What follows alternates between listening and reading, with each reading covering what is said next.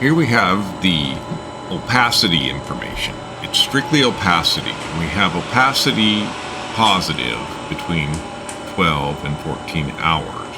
That's when we put the first fuel in, and then we put another load of fuel in at a half hour.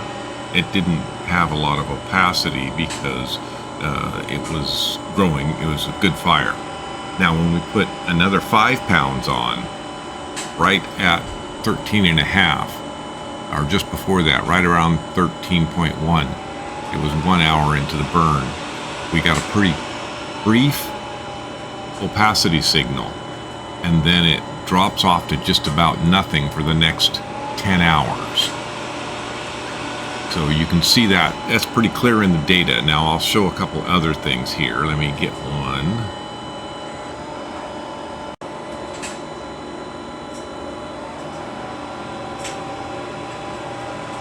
Now this is a wavelength chart.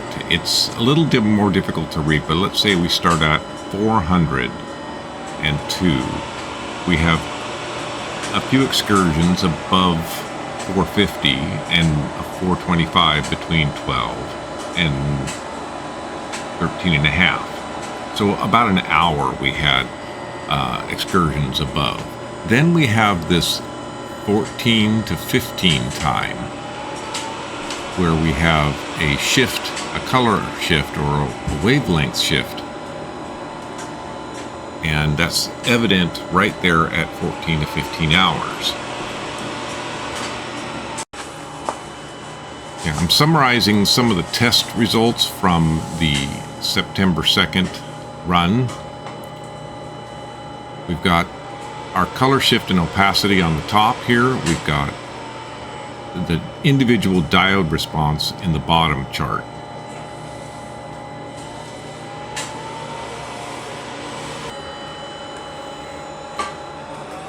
Now, what you can see here is that the color shift has a positive value between 14 and 15 hours. And that same portion of the diode response has a depressed blue wavelength diode. And because that blue wavelength diode is not getting as much light, that shifts the color to the red, because red doesn't and green aren't as impacted. So that's why we get this color shift. The question is why? Because we're not getting much opacity in this range. We're getting color shift, but not much opacity. So there's not much smoke leaving the chimney. What are we measuring? And it appears to be exhaust gases, because the fire is not out. It's simply glowing embers.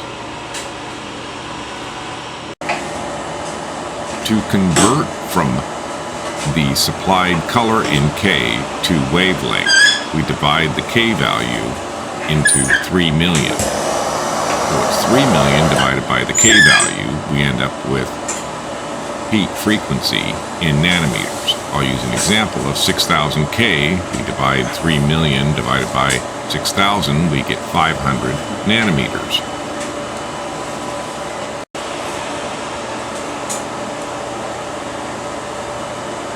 This is the information coming off the diodes, and you can see that some of the values, they're difficult to work with and they're not very similar. So what I do is take the max value of the data set and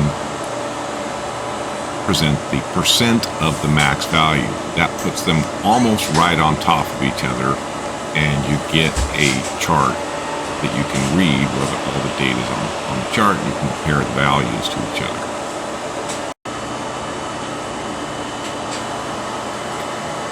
I'm working to get the instrumentation in a camera and put it on. It's a little difficult on this one, however, I'm rearranging things.